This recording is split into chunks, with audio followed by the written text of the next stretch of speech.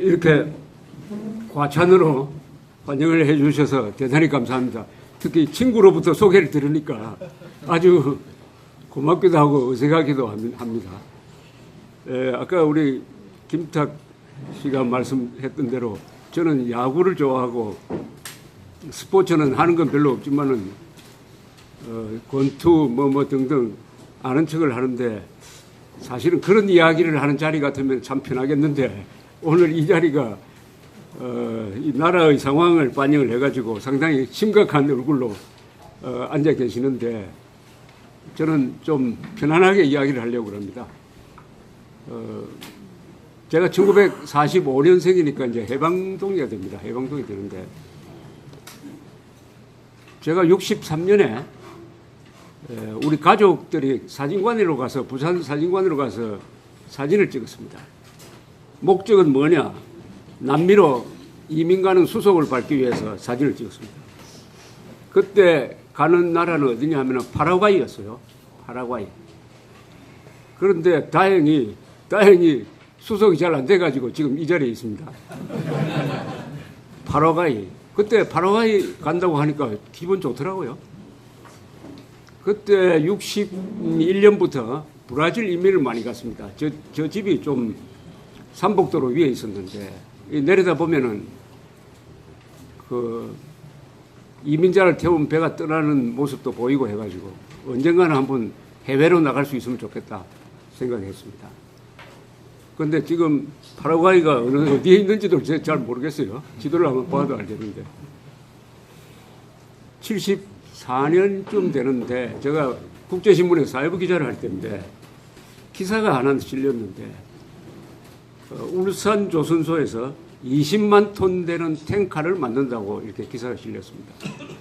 나는 이거 동그라미를 누가 잘못 친 줄 알았어요. 2만 톤이지 어떻게 20만 톤 되는 탱카를 우리가 만들었냐. 그때 60대 초에 우리나라에서 제일 큰 배가 하나 있었습니다. 혹시 남해호란 배를 아십니까? 그게 10,000톤쯤 됐습니다. 10,000톤. 퀸 엘리자베스호가 85,000톤인데 우리나라가 20만 톤 되는 탱크를 만든다고. 그리고 81년대는 저는 그 20만 톤 되는 탱크를 타고 쿠웨이트에서 한 달 만에 울산으로 온 적이 있습니다. 이번에 김정은이가 싱가포르로 오는데 제일 고민이 개인적으로 이 사람이 제일 고민이 비행기입니다. 비행기 타는 겁니다. 이 독재자는 원래 비행기 타는 걸 두려워합니다. 또 이유가 있어요. 비행기 탔다가 폭사한 독재자들 몇 사람 있죠. 지아울 하크라고 파키스탄 대통령이 장군들 한 30명 그리고 주 파키스탄 대사하고 같이 탔다가 폭발해서 죽었습니다. 1988년에. 그리고 요르단 왕, 후세인 왕, 이 사람은 비행기 타고 그 사람 조종사인데 스위스로 가다가 시리아 공군기의 공격을 받아가지고 죽을 뻔했습니다. 모로코 왕은 프랑스 갔다 왔다가 돌아가는 중에 쿠데타를 기획한 공군 요격기의 저격을 받고 죽을 뻔했어요. 이거 비행기 타는 거 굉장히 싫어합니다. 독재자의 공통점인데. 근데 문제는 김정은이가 타는 전용기가 이게 일류신 러시아 비행기인데 항속 거리가 이 싱가포르까지 올까 말까 해요. 근데 비행기는 보통 항속 거리 플러스 기름을 더 실어야 됩니다. 왜냐하면은 싱가포르 공항이 혹시 폐쇄될 경우가 있으니까 거기에 한 1시간 동안 선회하다가 대체 공항으로 갈 만한 비행기 기름을 더 실어야 돼요. 이 비행기는 그게 아마 불가능합니다. 그러면 중간에 기착을 해야 되는데 중국에 기착해서 기름 다시 넣고 온다? 이게 창피하니까 아마 싱가포르 보고 비행기 내라고 하는 것 같아요. 에어포스 1 정도, 그럼 747인데. 그리고 싱가포르이 이제 체제비까지 부담하게 된 거 아닙니까? 체제비. 1인당 방값이 한 $6,000 된다고 합니다. 그럼 수행원까지 하면은 아마 몇십만 달러 또는 100만 달러쯤 될 것 같은데 이걸 제일 처음에는 미국에 물으라고 그랬더니 미국이 대북 제재를 어기게 되니까 우리가 곤란하다고 하니까 결국 싱가포르로 가가지고 싱가포르이 물게 될 가능성이 많습니다. 그러면 왜 돈을 아끼려고 하느냐? 돈을 아끼려고 하는 건 아니겠죠. 왜 김정은이가 체제비까지 미국에 덮씌우려고 했느냐? 여기에 이번 회담의 하나의 본질이 하나 숨어 있습니다. 그것은 미국이 김정은을 모시고 와가지고 체제비까지 부담하고 비행기까지 대가지고 싱가포르까지 모시고 와가지고 트럼프가 김정은에게 굽히고 들어온다. 북한이 완전한 핵 보유국이 되니까 드디어 미국 대통령도 비행기 16시간 타고 와가지고 싱가포르에서 김정은을 알련한다. 북한은 핵 보유국을 이미 선언했으니까 4월 20일 중앙위원회 전원회의의 결의로서 선언을 했으니까 이제는 책임 있는 핵 보유국 입장에서 세계 평화를 위해서 미국과 군축 회담한다 하는 틀을 하나 딱 짜놨습니다. 거기에 맞추려면은 비행기 값도 체제비도 싱가포르나 미국이 담당하도록 해야 설명이 되는 거예요. 대내적으로 설명이 되는 거예요. 지금 김정은의 고민은 트럼프하고 만나는 장면일 겁니다.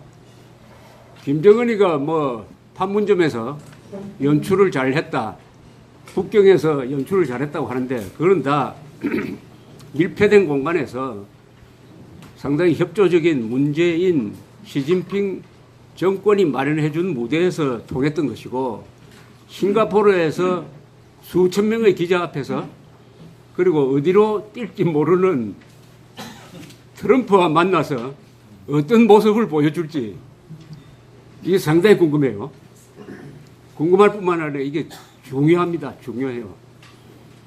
이 그림이 중요합니다. 한반도 비핵화라는 이 말이 사기극인데 이 사기극이 이렇게 커져가지고 오늘날 이 세계를 흔드는 세기의 회담까지 몰아갈 수 있었던 것은 판문점에서 연출된 문재인, 김정은 합작의 드라마죠.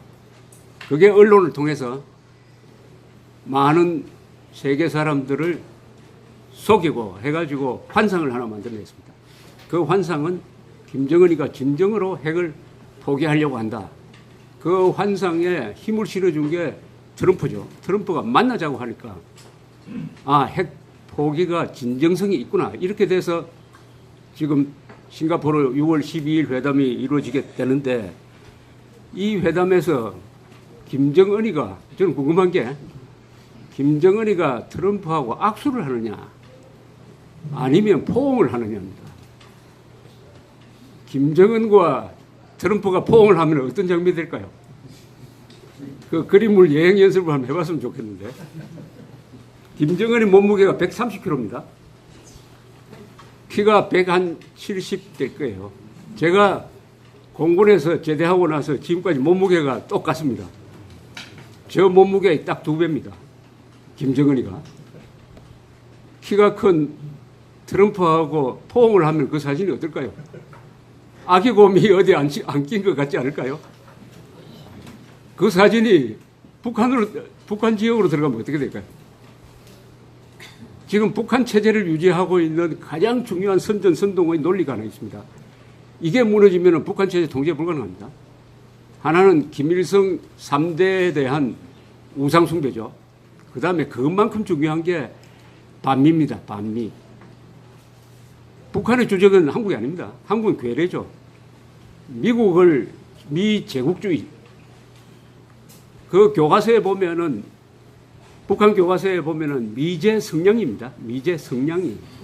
미제 성냥이로 표현되었던 이 악마와 같은 미제국주의와 맞서가지고 거기에 실험하는 남조선을 해방시키기 위해서요. 지금까지 허리 졸라매고 이렇게 고난의 행군을 하면서 수십만, 수백만이 굶어 죽는 거 다 참고 덕이 되어 핵무력을 완성을 했다. 미국이 주적에서 벗어나 버리면은 북한을 통제할 수가 없습니다. 미국이 주적이 아니다 하면은 북한 주민들한테 왜 이렇게 고생을 해야 되느냐 하는 설명이 안 되죠. 김정은의 가장 큰 고민은 바로 이 점입니다. 그래서 미국과 과연 평화협정을 맺을 수 있느냐 하는 데 대해서 의문을 제기한 사람들이 많아요. 미국과 평화협정을 맺는다면은 미국을 적대 국가로 보지 않는다는 건데, 그럼 미국을 적대 국가로 보지 않으면은 세습 독재, 주민 통제, 이게 과연 가능하냐? 이게 가장 큰 딜레마입니다. 지금 김정은은 지금 그 뒤에 수습을 어떻게 할 것이냐. 북한은 흔히 우리가 사상 강국이라고 그래요. 그 말은 맞습니다. 북한은 사상 무장으로 2,500만이 일치 단결해 있는 체제죠. 사상의 핵심이 무너질 수 있다. 그래서 북한 전문가들이 한결같이 하는 이야기가 북한이 중국, 베트남식 개혁 개방이 불가능하다 하는 이유는 베트남의 호지명이라든지 중국의 모택동은 역사를 조작해가지고 만들어진 신화가 아니고 실체가 있는데, 김일성은, 김정은은 다 역사를 조작해가지고 만든 허구의 우상이다. 쉽게 말하면은 해방됐을 때 김일성이는 하바롭스크 근방의 소련군 부대에서 소련군 장교복을 입고 놀고 있었는데 역사책에는 혁명군을 이끌고 들어와 가지고 북한 지역을 해방했다. 이렇게 거짓말합니다. 이게 다 개혁 개방을 불가능하게 만든 거죠. 개혁 개방하는 즉시 김일성은 다 역사 조작이다. 이건 완전히 눈사람이 난로가로 오면 녹아버리죠. 이 북한 3대 독재자는 눈사람입니다. 개혁 개방하면은 난로가로 와서 녹아버리죠. 녹아버리도록 하는 게 제일 중요한 게 정보죠. 정보. 역사 조작이 들통나버린다. 역사 조작이 들통난다. 이런 이야기를. 돌아가신 신상옥 씨가 탈출해가지고 말년에 저하고 참 자주 만났는데, 이분 만나기만 하면 저를 보고 하는 이야기가 있습니다. 평양에 조선혁명박물관이라는 게 있다. 그것을 한 번 본 사람은 북한이 절대로 변할 수 없다는 것을 너무나 쉽게 알 수가 있다. 박물관 전부 다가 김일성의 역사 조작으로 받쳐져 있단 말이에요. 자, 그런데 이제 김정은이가 지금 고민에 빠진 것은 핵은 완성을 했는데 이제부터는 북한 주민들의 생활을 향상시키지 않으면 정권 유지가 어렵겠구나 하는 계산을 하고 있는 것 같습니다. 그 정도의 생각을 하고 있다는 것은 우리로서는 상당히 가능성이 있는 부분이죠. 그래서 문제는 어디까지 나갈 수 있느냐, 어디까지 나갈 수 있느냐가 고민인데, 김정은으로서는 다행인 게 남한에 문재인 정부가 들어섰습니다. 문재인 정부, 문재인 정권이 들어서니까 이게 기회가 온 거죠. 김정은의 위기는 시장이 커지는 건데 기회는 뭐냐? 완전한 핵 무력을 완성했다. 뭐 완전하다고 볼 수 없겠죠. ICBM은 더 개발해야 되니까. 남한에 문재인 정권이 들어섰다. 이게 우리 한국의 애국 세력으로서는 참 재앙입니다.